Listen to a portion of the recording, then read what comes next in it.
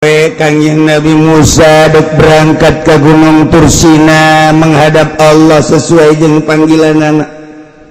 Kangjeng Nabi Musa ngarasa teu betah sungut rada bararau.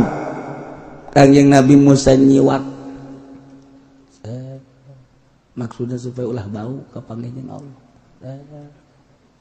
Beres nyiwak. Ditegor ku Gusti Allah, Musa, ulah jadi maneh menghadap ka kaula ayeuna lantaran aambean lu tatadina seuit jadi bau tambah puasa 10 poe deui. Aduh, cek Kangjeng Nabi Musa jadi kos kieu gara-gara nama Kangjeng Nabi Musa barang nyiwak nu tatadina dikelilingi ku malaikat-malaikat. Malaikat teh ngelilingi Kangjeng Nabi Musa, nu mantak mengelilingi Kangjeng Nabi Musa lantaran kaambeuna seungit. Jelema nu puasa teh kapan ambe, sungutna seungit ambe, irungna seungit ambe, ceulina seungit ambe, kelekna seungit. Geus sagala rupana seungit atuh malaikat teh juga pada ngarariung di madi Kangjeng Nabi Musa. Muteran Kangjeng Nabi Musa ka mana bae ge dibarengan ku malaikat lantaran seujit anu luar biasa. Kadang-kadang tembong malaikat teh kadeuleu ku Kangjeng Nabi Musa. Cek Kangjeng Nabi Musa, "Ai maneh saha ieu ambalayah lobaan amat ribuan kami kaum malaikat. Deuk naon maneh di darieu?" Cek malaikat, "Kami teh ngambe sungut anjeun teh seujit luar biasa." Oh, cek Kangjeng Nabi Musa, pohara orenganan puasa. Barang Kangjeng Nabi Musa nyiwak, malaikat arindit kabeh. Dibere tembong ku Gusti Allah Kangjeng Nabi Musa. Hei malaikat di kamarana, comeback. Parah orang luar negeri berarti comebacknya neta. Ya Allah, cak Kangjeng Nabi Musa dek barali ka mana? Ka nagara kami deui. Emang kunaon? Bau maneh ku mah. Gara-gara nyiwak bau. Ya Allah, lu mantak ditegor lah ku Gusti Allah, Musa tambah 10 poe deui. Kangjeng Nabi Musa langsung nambah puasa deui 10 poe. Karak didinya Kangjeng Nabi Musa berangkat ke Gunung Tursina.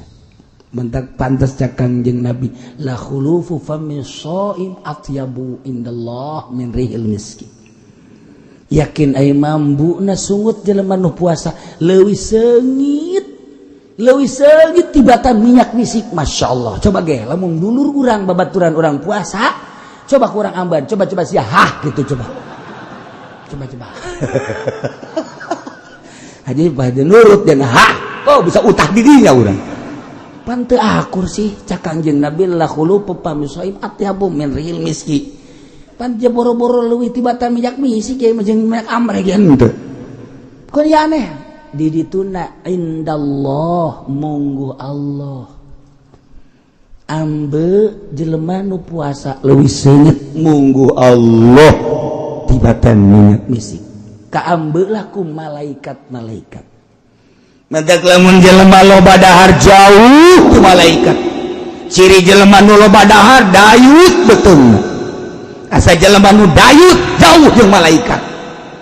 Cak nu dayut deui pan ngingung aing sia. Teu senang nu dayut, goblok teh kiuci. San pugu aing mah dayut ge jarang lain kurang dahar. Sebeudad nyaeta pugu maksudna kayak gitu. Aya dayut loba dahar, aya dayut aslina ti ditu. Ieu mah duni maksud teh dayut jelema loba dahar teu meunang aya dadahareun langsung di dahar dicaplok bae. Isuk-isuk langsung kopi jeung gitu buras. Beres aya deui gemblong di dahar deui kunyana, aya deui gegeplak di dahar deui. Terus bae malah bakeur ngaji ge barang dahar bae. Naon bedana jeung orang koros eta jelema? Lamun aya jelema keur ngaji ngopi dahar eta teh bapana orek koros. Cek nu di luar sial ka aing. atuh kadanan tapacara Kangjeng Nabi Musa 40 tingkat menghadap ka Gusti Allah. Atuh urang mah tapa teh keur ngaji tapa atuh 2 jam doang. Ieu mah keur ngaji ge teu bisa tapa, masyaallah komo di imahna. Geus nyaho jasa mah di imahna mah geus pokona. Baso asup, somai asup, kolot asup, naon deui ayo coba beuh budak. Naon deui kunya hayo geura. Sagala rupa diasup-asupkeun. Atuh naon bedana jeung orek koros? Eta mah lamun orek koros liwat nya ge ngadadah. Sama nih ye. Sarua jeung orek koros, euy orek koros ge. Masyaallah datangkannya nama digergetan ku ucing. Meng gregetan jasa meng. Nyana nyumpang goblok teh jelema, sial teh jelema. Emang kunaon? Dahar ka tulang-tulangna di dahar. Cak meng goblok, cak aing acan. Mantap ku ayana. Dahar kasakeun jak meng mah atuh. Mun teu meng ge nyumpahan teh ku galedeng.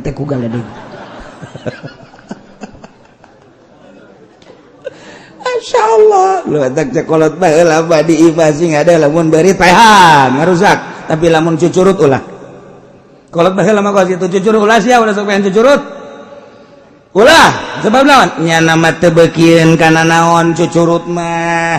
Sugan nya nama beukieun ka begabah teh cucurut mah. Sugan cucurut beukieun ka kitu naon-naon henteu nya nama. Ka daging teu beukieun cucurut mah. Bekinangan sakadar ka tulang doang. Ketika urang dahar kemudian tulang dibalangkeun ka kolong eta teh cucurut kadinya diseusepan ku cucurut cak cucurut teh ngadoa ya Allah ya Rabbi ieu nu boga imah anu geus mere kadaharan abdi Gusti tingkatkeun rezekina Gusti lantaran nyana dahar daging abdi kabagian tulangna Gusti paningkatkeun tadi doakeun ku cucurut.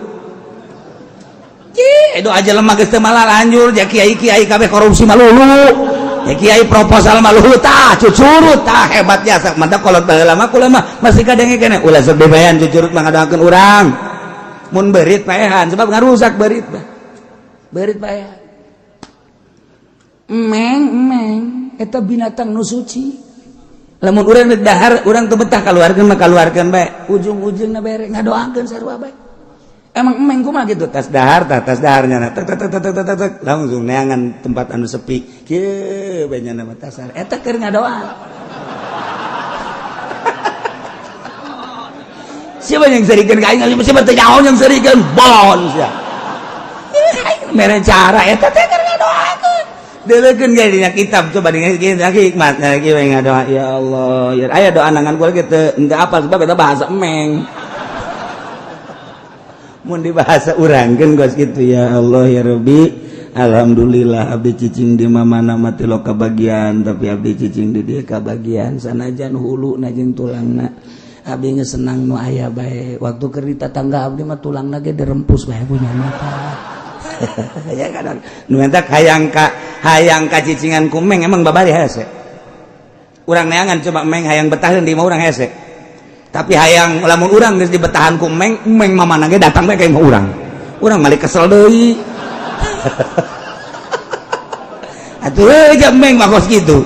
Dipicen ku urang 5 kabeh datang 10. Bang kamari geus dipiceunan ieu mah anyar deui datang deui. Si meng mah sebab naon? Di dinya lah aya makanannya na. Ngadoakeun 2, hiji meng, nomor kedua cucurut. Eta mah kolot baheula lagi sing ada cucurut udah dipehan. Bari kula awas eta cucurut teh beurit pehan. Mun beurit ulah, tapi beurit nying mah pehan bae. Beurit teh 2, jadi wal beurit yang kosimu lekis men. Wa nyingingun wa gerihi. Hiji beurit nyinging jeung wadua lain nying teh nu nyinging mah pehan. Bener ya mah berit nyinging mah paehan sebab eta mah ngarusaknya nama.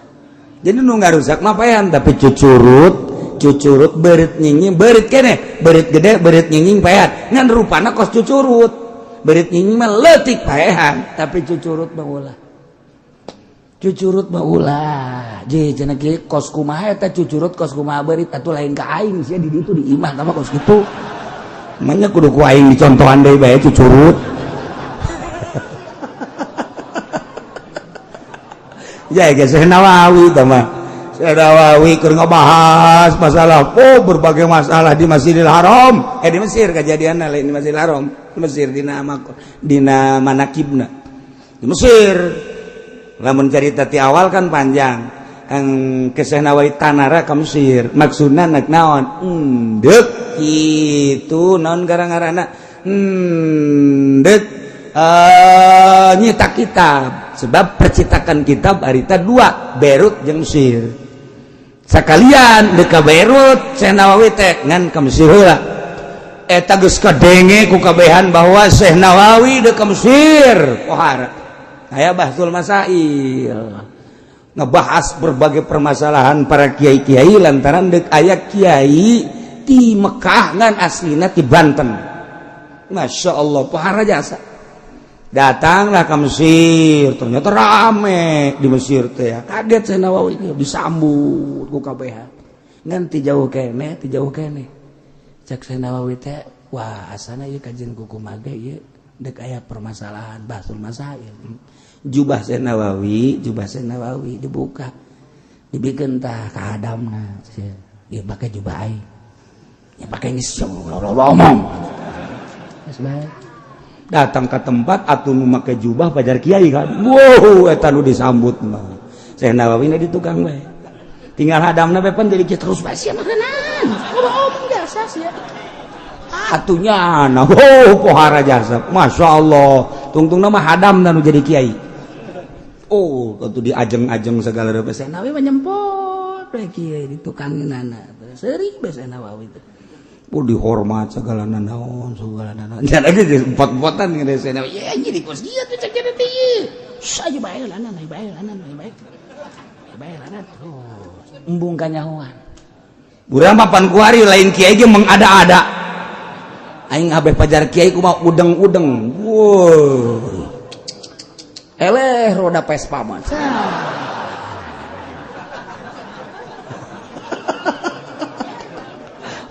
jubah 2 lapis kareudang elos penting aing pajar kiai beuladan Syekh Nawawi nu kiai asli embungeun disebut kiai bener bae bahtul masail kacaritakeun panjang ieu mah cepetna bae harita langsung kita ceramah Syekh Nawawi dipanggil nyana nyeuleuh terus cak hadapna aing bisa naon atuh ieu tapi nya ka Syekh Nawawi kumaha terus ngan menta cai heula nyana ka Syekh Nawawi dijampean Masya Allah eta ngomong bahasa Arab masalah bisa kabeh waktu kabeh ge gideug bae kabeh di Mesir ge pohara jasa Syekh Nawawi itu pohara Syekh Nawawi hebat geus padahal hadamna hadam eta lain lalagaan heuh pohara jasa barang kanyawan geus turun kabeh terus ka masjid-masjid darariu kabeh aya nu nyaho Nawawi mah lain eta ieu watu kabeh sasalaman ka Syekh Nawawi asli teh kalau zaman asli tuh cek Syekh Nawawi teh sakitu ge hadamna geus hebat sakitu ge hadamna geus hebat padahal mah nang niup barang dicokot deui jubahna gadekeun jubah teh geus kanyahoan kuari mah dipake ilmu eueuhan cek cenah aing jadi bodoh deui kuari jipan jadi kos kieu tuh bodoh deui nah Syekh Nawawi kuari geus kanyahoan ya sarieu bae kieu eta keur nyaritakeun masalah itu bubuahan nu halal mana nu haram mana kan lamun Ki Holil mah waktu di Mekah nyaritakeun kepiting teh geus dibahas ku ulama halal apa haram rajungan mah halal kepiting mah haram teh eta teh kan di masjid contoh kan di masjid haram kepiting halal rajungan ngan contohna kos kumaha eta mah Syekh Holil Bangkalan tah mah saudara-saudara mun bahasa orang ieu rajungan ya dicokot dikelek set nah ieu rajungan kabehan ge lain kaget rajunganna eta boga dikelek kok bijul ram lain masalah rajunganna tapi dikelek aya rajungan coba holil kapiting kos kumaha belah katuh cenah kapiting mah di dieu cokot set ieu kapiting ditinggalkeun tah ieu rajungan tah ieu kapiting juga keluar seh ke holil nama jadi jang contoh doang eta kabeh ulama ulun bisa ngomong di holil kun bisa nama cenah eta dikelek timbul rajungan timbul lamun Haji Pendi bisa ngaluarkeun rajungan jualannya nama tuh bisa bikin toko rajungan ujianana mantap terberean bisa nyana boro-boro rajungan cacing itu jadinya nama tuh kan Aisyah Nawawi lain di Mesir toh keur cerita bubuahan boh dibahas kabeh bubuahan cek Syekh Nawawi bubuahan yang ada ini mah belum seberapa ada bubuahan yang unik di Indonesia mah apa itu Nawawi cokot dikelek rambutan ya Allah ya kabeh kaget tangkal rambutan dikelek naon deui cerita Nawawi anu unik nu aneh nu eueuh di urang di Mesir di dieu di sokot dieu salak Bogor cabut dikelek kabeh ge maralotot we kabeh kiai lain lawanan di mana Nawawi mah pohara tuh ya Allah ya Rabbi dikelek datang kaya salak segala rupa tuh kabeh ge tercengang kabeh geus ulah dilawan di mana Nawawi mah ulah dilawan atuh bubuahanna naon ge ieu mah bisa diawak sorangan malah aya nu unik hiji deui nu eueuh di mana iwal ti Pandeglang daerah Kula naon eta Nawawi cokot ti dia di beuteung kadu ieu ti rumingkang cekeun ieu kadu pohara jasa eta Syekh Nawawi geus eta Syekh Nawawi pohara jasa pan Masya Allah kunaon eta bisa kitu nang riyadhah geus jadi ahli Allah manaon bege kun fayakun Allah dibikeun urang mah puasa henteu naon henteu atuh aya kikituana coba cek jana jaing geus tahajud coba dikelek dikeun cabutan ku sia kelek datang keluar bege moal getihan bisa tawa lain kudu kos kitu teh kudu puasa lillahi ta'ala Masya Allah